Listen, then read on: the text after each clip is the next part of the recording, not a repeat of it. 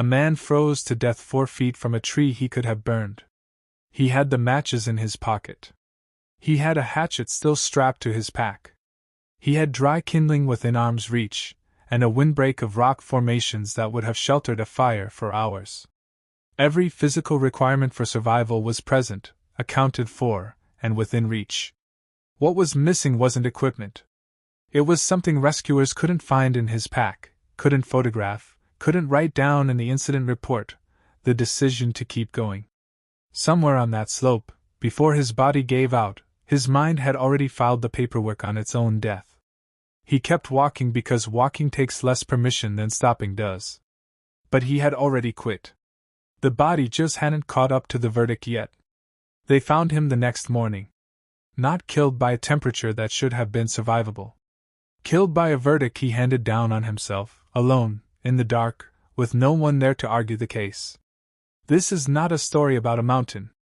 This is a story about you, right now, today, reading this on a phone screen in a life you may or may not have already quietly given up on without telling anyone, including yourself. Because here is the part nobody says out loud: there is no neutral setting for a life. You are either building or you are freezing.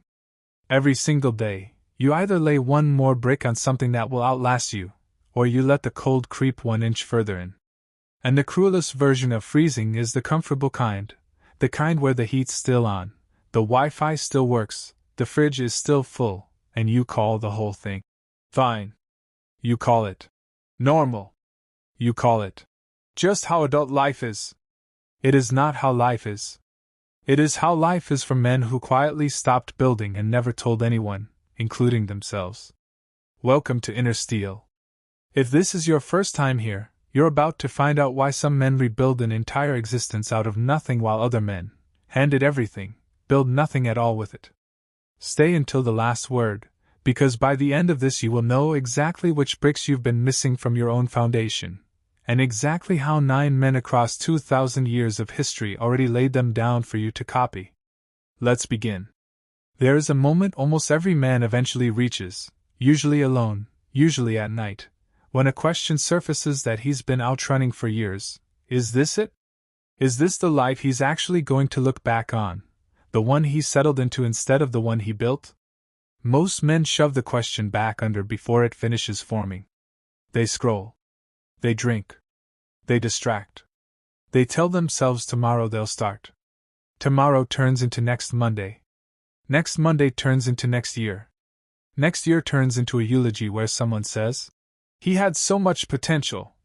As if unused potential were ever something to be proud of. It isn't. Unused potential is not a compliment paid to the dead. It's an accusation against the years they had and didn't spend. The men who actually rebuild their lives are not smarter than you. They are not luckier than you. They simply stop negotiating with their own excuses long enough to pick up 4 tools that sit on a poster in every gym you've ever walked past without reading: focus, discipline, growth, mindset, and instead of nodding at the words, they used them until their hands were calloused. That is the entire difference between the men who change and the men who stay exactly where they are for another decade. Not talent. Not luck. Usage. So if you're done nodding and ready to use them, here is where it starts, with a man who looked at the worst possible starting conditions on Earth and built something permanent out of them anyway. One more thing before the first story, because it matters more than it sounds like it should. Every man you're about to meet in the next 9 sections had a moment, just like you're having right now, where giving up would have been not just understandable but expected. History remembers the outcome. It rarely shows you the version of the same man, on an ordinary Tuesday, deciding for the 1,000th time not to quit when quitting would have cost him nothing and explained itself completely. That decision, repeated quietly and without an audience, is the actual subject of everything that follows. The marble statue gets the museum plaque. The hand that chipped away at it for years, alone, in a cold workshop, gets nothing, except, eventually, the statue. In September of 1565, the land that would eventually become St. Augustine, Florida, was not a postcard. It was mosquito-choked marsh, oppressive subtropical heat, no roads, no cleared ground, no fresh water source anyone had mapped yet, and a coastline that had already wrecked ships trying to approach it. By every reasonable measure, this was not a place to build a settlement. It was a place to turn the ships around and try somewhere else. Pedro Menendez de Aviles did not turn around. He looked at swamp and saw foundation. Not because he was an optimist in the soft, modern sense of the word, pretending the swamp wasn't a swamp. He saw it with total clarity for exactly what it was: difficult, dangerous, and currently the only ground he had to work with. So he started where his feet were standing instead of where his mind wished they were standing. His men drained sections of marsh by hand. They built a wooden fort with what timber they could cut and haul before the rainy season turned the ground back into the swamp it had always wanted to remain. They buried their dead from disease and kept building anyway, because grief, in that environment, was not given the luxury of pausing the work. Within weeks, not months, they had the beginnings of what would become the oldest continuously occupied European established settlement in what is now the United States, a city that has now stood for over 450 years, still standing on ground that was once considered unbuildable. Here is the brick most men skip without ever realizing they skipped it. You cannot build a new life by waiting for your personal swamp to dry into solid, ideal ground before you start laying foundation. The man who waits for perfect conditions before he begins is not practicing patience. He is practicing a more articulate form of cowardice, one with better excuses attached to it, but cowardice all the same. Menendez did not wait for the marsh to dry itself out into a city. He drained it while building on it, simultaneously, because he understood something that most men only learn decades too late, if they learn it at all. The swamp is not the obstacle standing between you and the work. The swamp is the material the work is made out of. Think about your own swamp right now, honestly, without flinching away from it. Maybe it's the debt you've stopped opening the statements for. Maybe it's a body you let go of years ago and now avoid mirrors to keep from confronting. Maybe it's a relationship that has slowly become a drain you've just learned to tolerate, or a job that's quietly converting you into furniture one comfortable paycheck at a time. Whatever your swamp is, Menendez is telling you something across 450 years of history. You drain it while you build on it. You build on it while you drain it. The two happen together, in the same motion, or either one happens at all, and you stay standing exactly where you are, waiting for ground that's never going to dry itself out on your behalf. This is foundation. Not perfect ground. Chosen ground, worked by hand, day after unglamorous day, until it finally holds weight. Picture what Menendez's first month actually looked like, stripped of the romance later history added to it. There was no triumphant montage. There was a man waking up to the same mosquitoes, the same heat, the same uncertain water supply, day after day, with a long list of men under his command who could see, just as clearly as he could, how unpromising the ground actually was. He did not motivate them with speeches about the glorious city this would someday become. He motivated them by picking up a shovel himself, first, before asking anyone else to. Leadership over swampland, it turns out, looks almost identical to leadership over a life that feels unbuildable. It starts with the man in charge doing the unglamorous part of the work in full view, so that nobody under him gets to claim the ground was too difficult for effort to matter. There is a particular kind of pain that breaks men, and a particular kind of pain that builds them, and the only real difference between the two is what a man decides to do in the 60 seconds immediately following the moment it lands. Viktor Frankl understood this with a clarity that should not have been survivable to gain. In the concentration camps, stripped of his name, his medical practice, his family, his clothing, his future, reduced systematically to a number tattooed onto skin, Frankl noticed something that, by every law of human psychology operating in normal conditions, should not have been possible. Even there, even inside an environment engineered specifically and deliberately to dissolve the human spirit down to nothing but animal survival instinct, some men remained unmistakably, recognizably men. Not because they suffered less. They were given the exact same starvation rations, the exact same brutal cold, the exact same daily proximity to arbitrary death as every other prisoner around them. The difference Frankl observed was entirely internal, entirely invisible to the guards, and entirely untouchable by them. He watched men quietly give away their last piece of bread to someone weaker than themselves. He watched men hold conversations in their minds with people they loved, walk through memories of mountains they'd hiked, recite poetry no one could hear, simply to preserve one small, stubborn region of themselves that the camp could starve but could not actually own. He later wrote the sentence that has now outlived the empire that built those camps by 8 decades and counting: everything can be taken from a man but one thing, the last of the human freedoms, to choose his attitude in any given set of circumstances, to choose his own way. Frankl was not making a motivational claim from a comfortable office. He was reporting field data, gathered under the single worst set of conditions modern history has produced, and the data said the same thing every time: circumstance does not determine character. Choice, repeated daily, in private, determines character, and circumstance simply reveals which choices a man had already been quietly making all along. He noticed something else worth carrying with you, separate from the attitude itself. The prisoners who survived longest were rarely the ones who simply gritted their teeth and endured. They were the ones who found some specific, concrete reason to keep going that had nothing to do with the camp itself. A wife they pictured surviving the war, a manuscript they intended to finish writing if they ever got the chance, a single promise made to someone before they were separated. Frankl himself held onto an unfinished manuscript that had been confiscated when he arrived, and the determination to one day reconstruct it from memory became, by his own account, one of the threads that kept him oriented toward a future worth reaching instead of simply a present worth escaping. This is the second brick, and it has nothing to do with 5 a.m. alarms or cold showers, despite what every other channel wants you to believe discipline starts with. Discipline begins earlier than that, in the 60-second window immediately after something terrible happens to you, when your mind offers exactly 2 doors, collapse or response. And discipline is simply the callous muscle that reaches for the second door even when the first door is closer, easier, and arguably more deserved given what just happened. You are going to face moments this year that feel genuinely unsurvivable. A diagnosis that changes everything. A betrayal from someone who was supposed to be permanent. A failure that you cannot blame on anyone else but yourself, sitting alone with the full weight of it. Frankl is not telling you any of that won't hurt.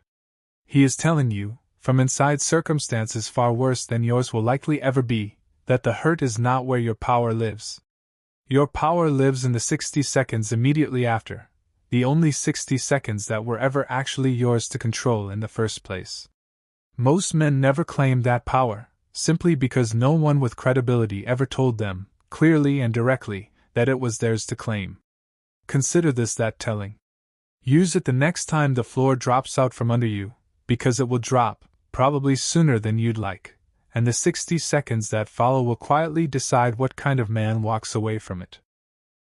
Frankl eventually built an entire framework around this discovery once he was free, called logotherapy, centered on the idea that meaning, not pleasure or comfort, is the primary force that keeps a human being intact under pressure. He noticed that the prisoners most likely to survive physically were not always the strongest or healthiest at the outset. They were the ones who had something, someone waiting for them, a piece of work left unfinished, a purpose still pulling them forward, that gave the suffering a direction instead of letting it simply be suffering for its own sake. That is worth sitting with before you move to the next brick. Pain without meaning breaks a man. Pain with meaning, even unchosen pain, becomes something he can carry. Find what you're carrying it for, before the next bad day arrives and asks the question for you. If you've made it this far, do one thing before the next story starts. Subscribe to Inner Steel, not because a subscribe button changes your life, but because what's coming in the next 6 points is the part most men watch once, nod at, and let slip out of memory by dinner, and forgetting is the entire reason their life looks identical a year from now to how it looks today. Stay subscribed and you stay reminded. That's the whole mechanism. It's smaller and less mystical than people want it to be, and it works anyway.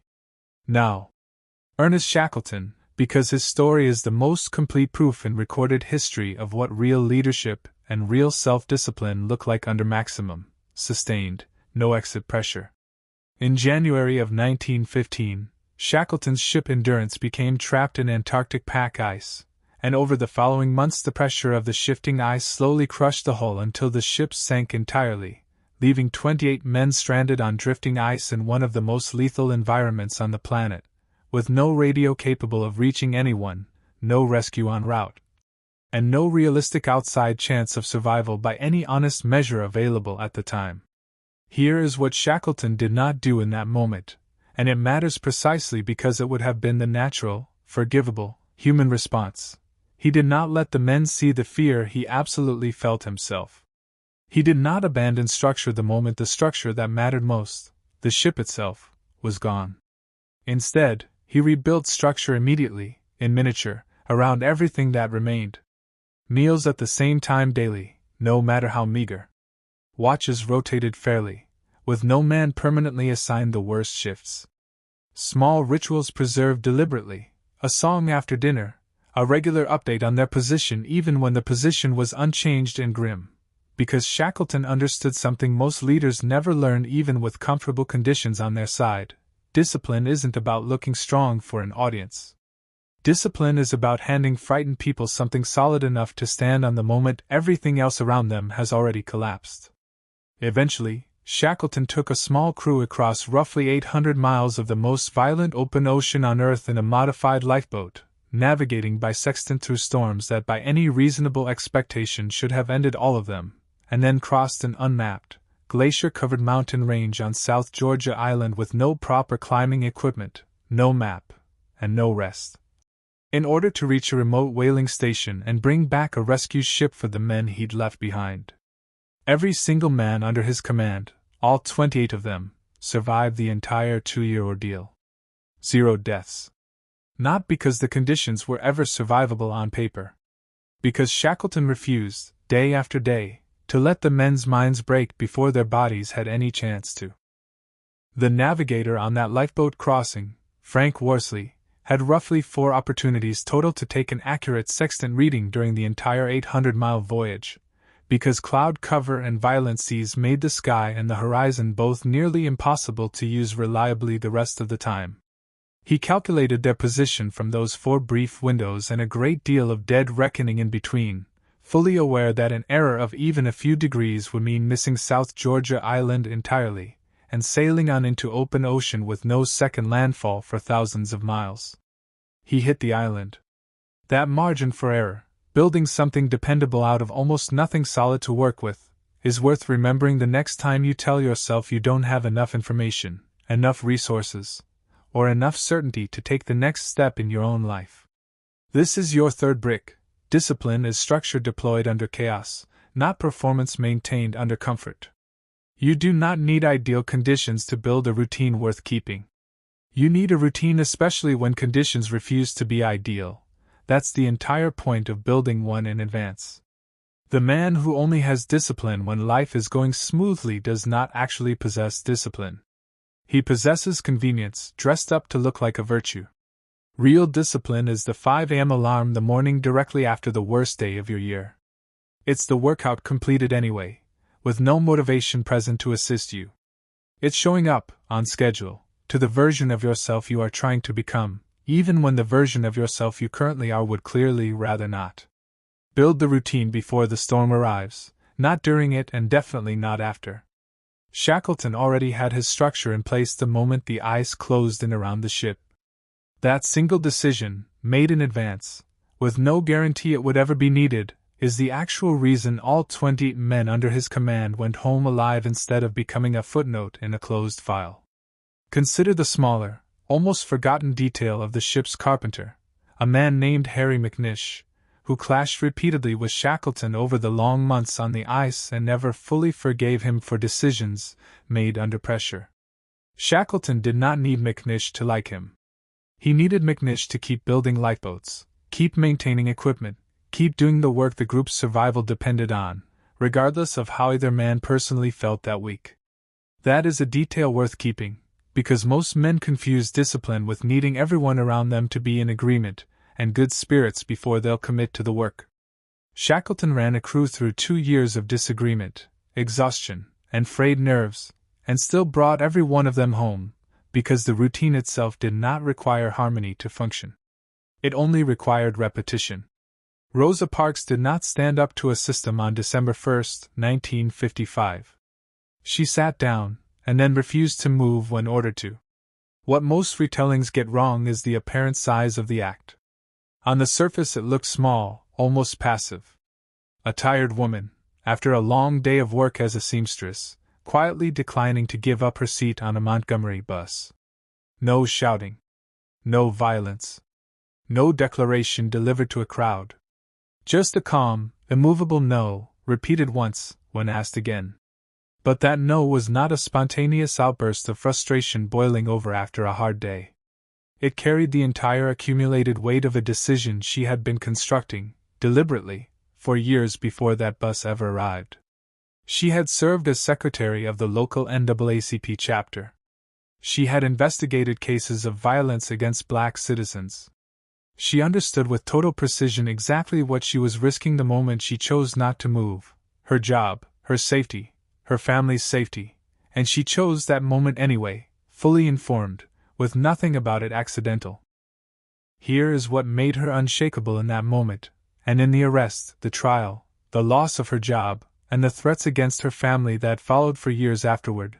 She had already decided, long before that bus, exactly who she was and exactly what she would not become regardless of what anyone demanded of her. The bus driver's order to move did not introduce a new question into her mind that she had to scramble to answer under pressure.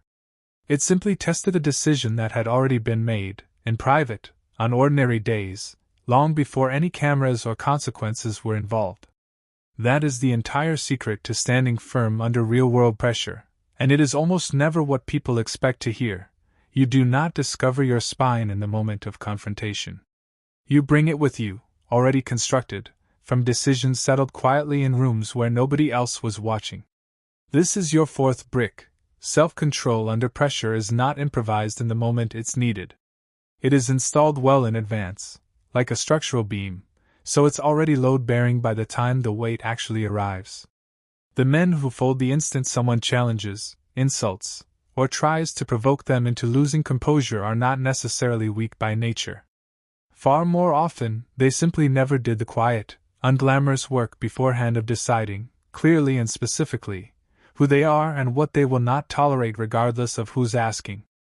Decide that now, today, while the pressure is still theoretical instead of immediate. Decide what you will not become. Decide what you will not abandon, no matter how convenient abandoning it would be in the moment. And when the real test eventually arrives, because it will, you won't be deciding under fire. You'll simply be remembering a decision you already made. It's worth noting that Parks was not the first black woman in Montgomery to refuse to give up a bus seat that year. Others had done it before her, including a teenager named Claudette Colden, arrested months earlier under similar circumstances. Local organizers chose Parks specifically to become the face of the resulting boycott, partly because of exactly the quality this brick is about. Her composure was already proven, already documented, already reliable under scrutiny. That's a detail men miss when they imagine standing firm as a single dramatic moment of courage.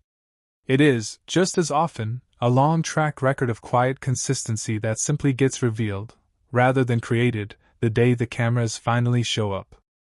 Nelson Mandela spent 27 years in prison. 18 of those years were served on Robben Island, in a concrete cell barely large enough to lie down in fully, performing hard labor in a lime quarry under glare so severe it permanently damaged his eyesight for the rest of his life. Here is the detail almost every retelling rushes past on its way to the triumphant ending. Mandela did not spend those 27 years simply waiting to be released.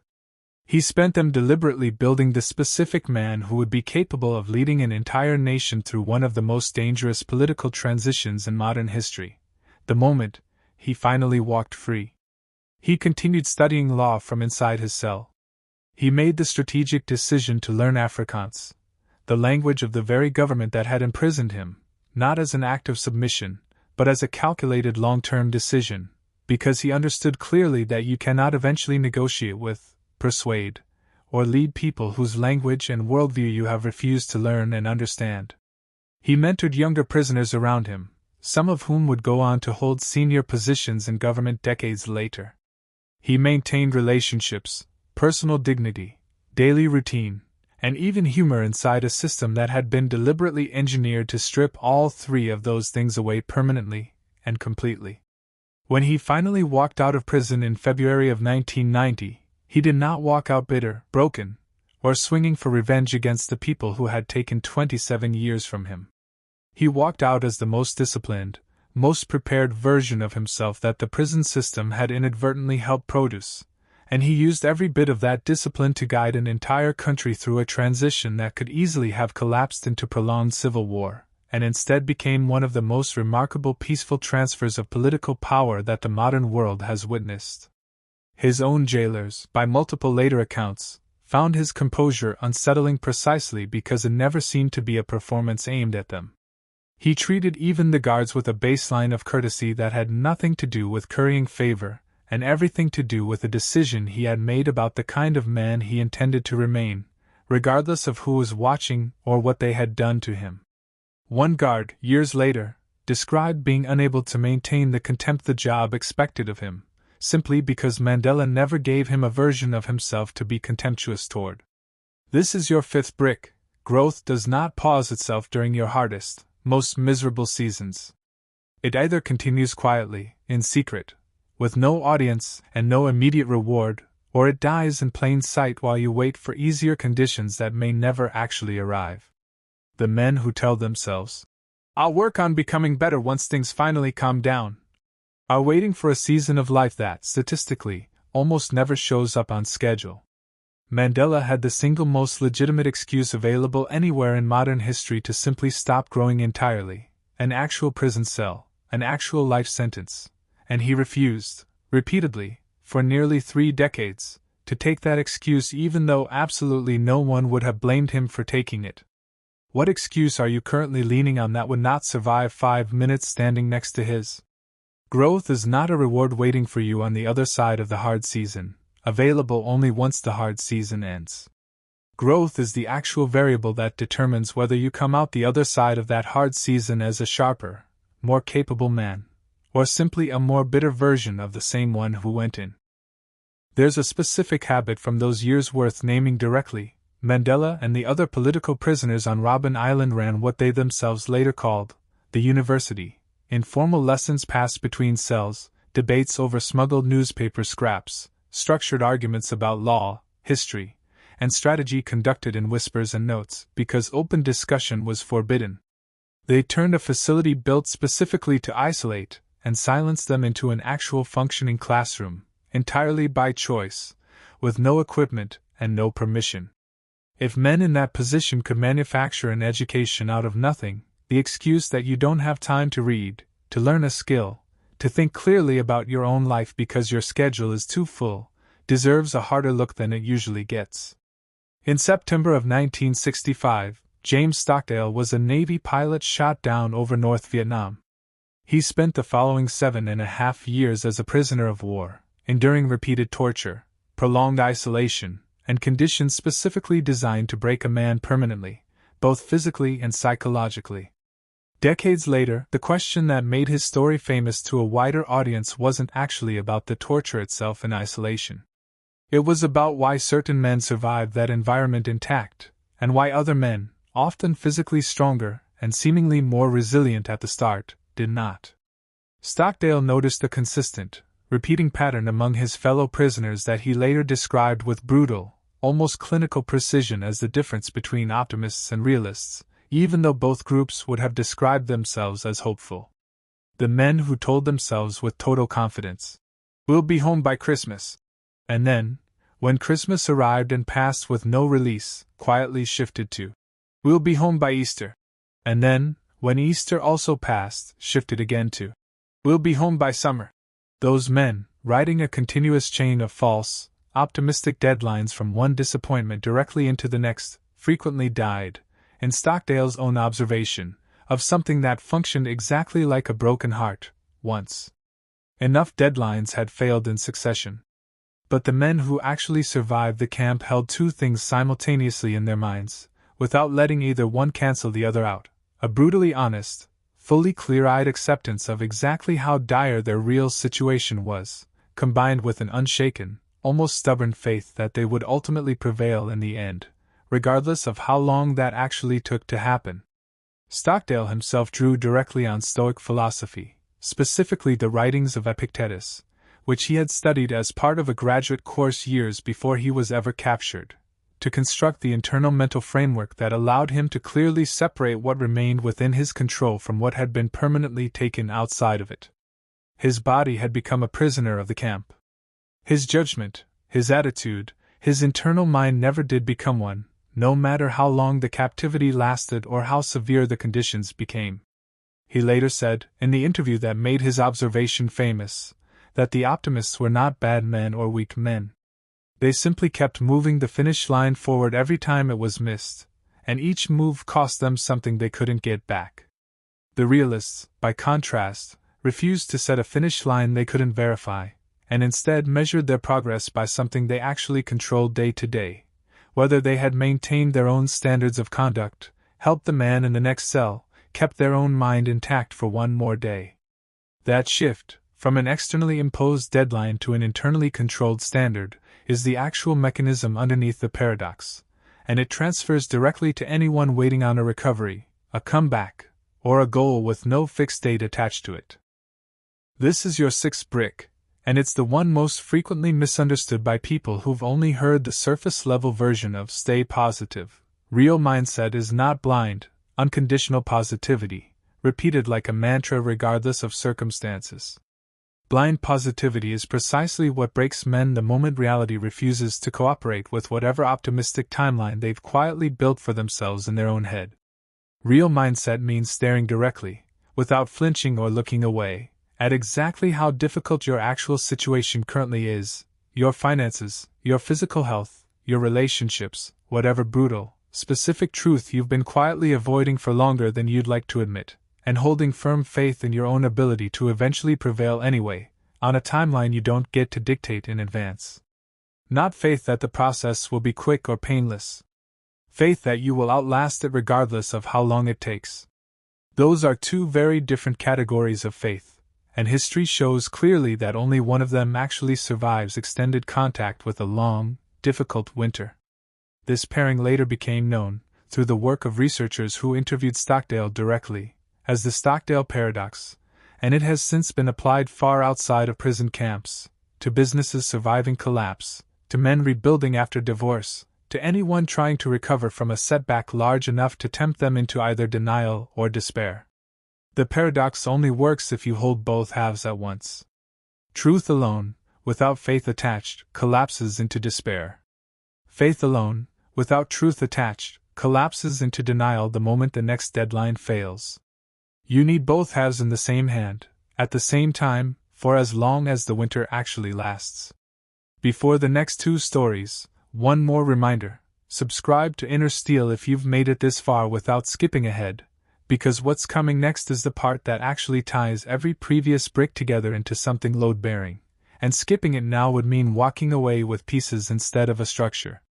Marcus Aurelius woke up most mornings of his adult life already exhausted before the day had even properly begun, not from poor sleep, but from the relentless, grinding weight of governing an empire under near-constant war on multiple fronts, recurring plague that killed enormous portions of the population including people close to him, and frequent political betrayal from men he had trusted.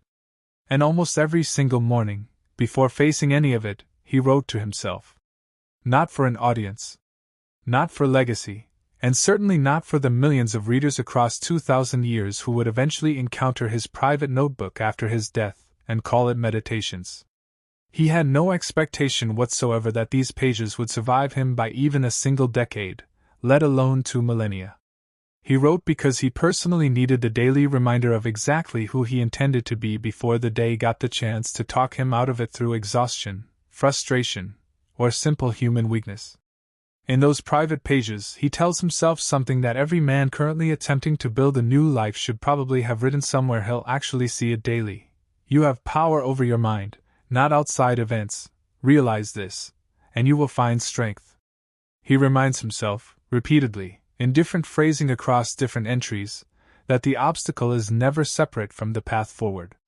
The obstacle simply is the path forward, The same way a sculptor does not view the excess marble he has to remove as some unfortunate interruption to the statue he's creating. The marble is the statue.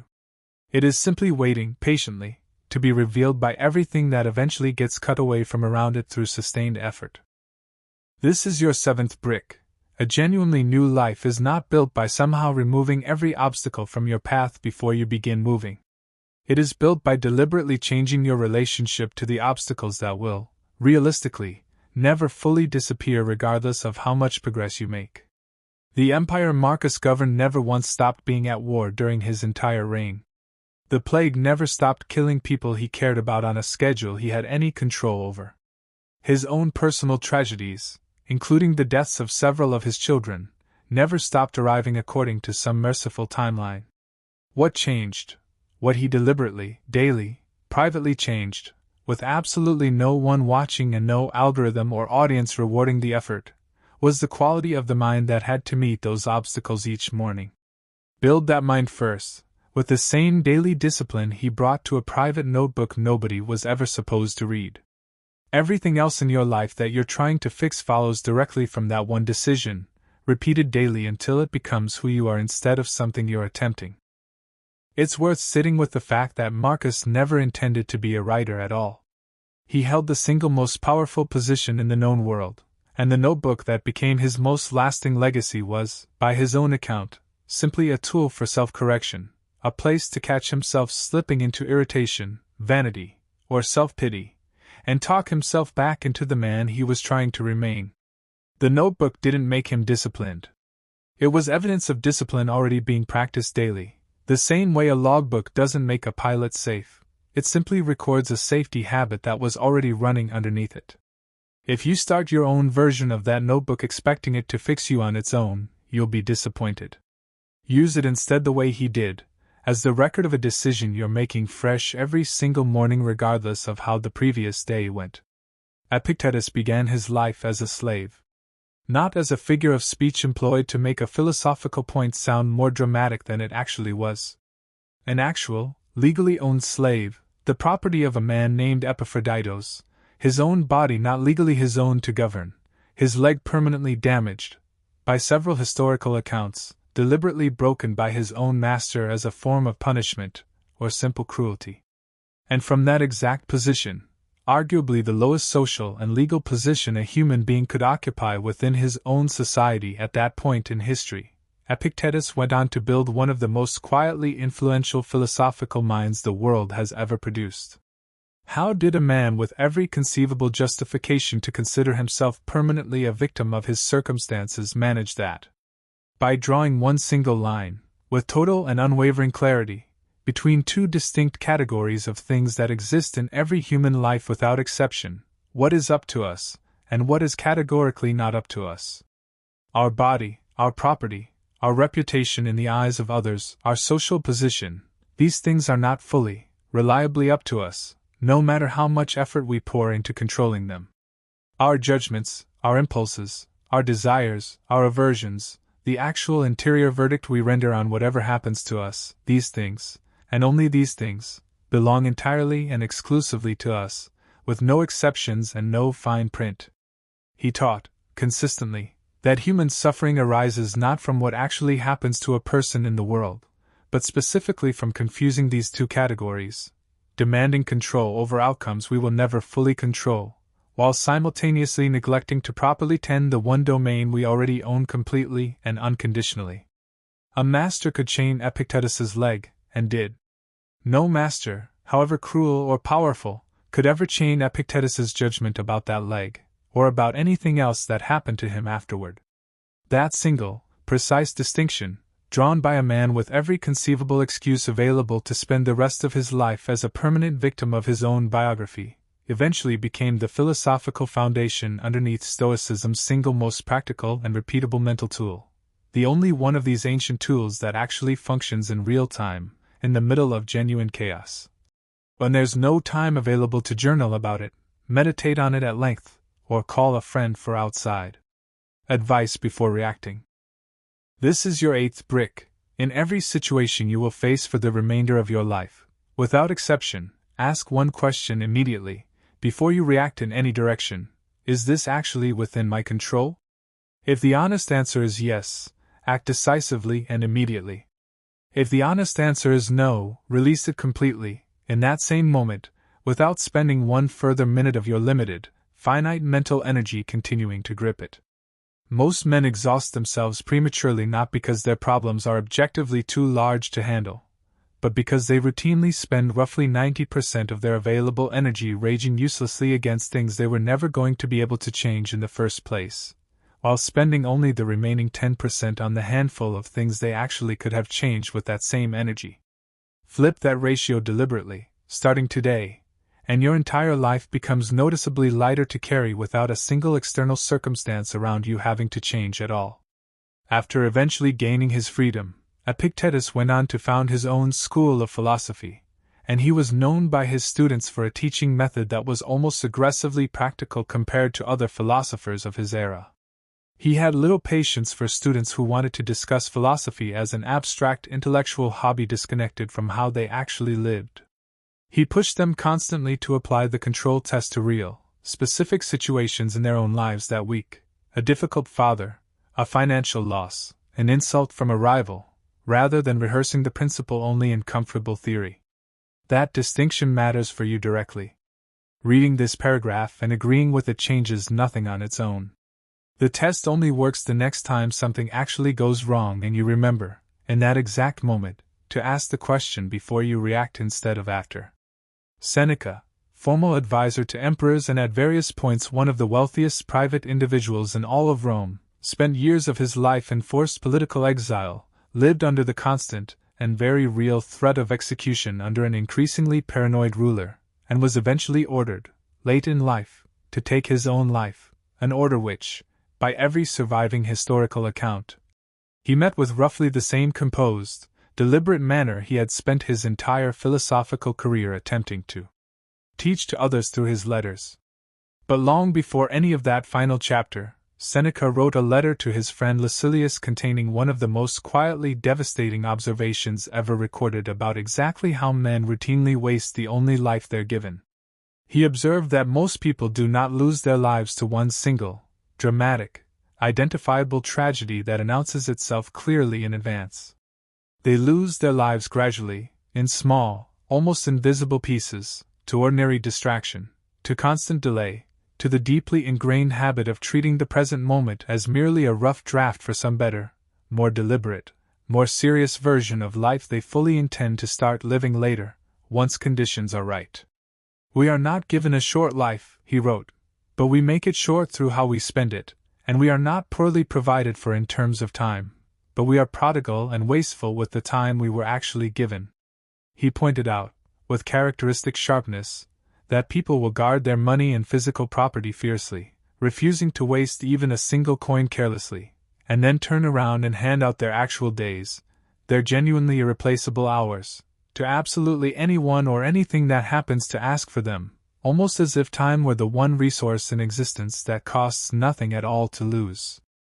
Seneca did not write any of this from a position of comfortable, theoretical distance, lecturing lesser men from safety.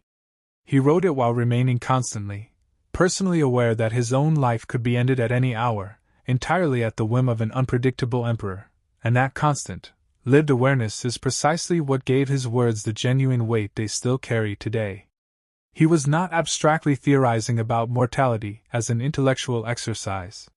He was living directly inside the reality of it every single day of his adult life, and he still chose, repeatedly and deliberately, to spend whatever time remained to him building, writing, and teaching, rather than simply numbing himself against the fear of exactly how little time he might actually have left.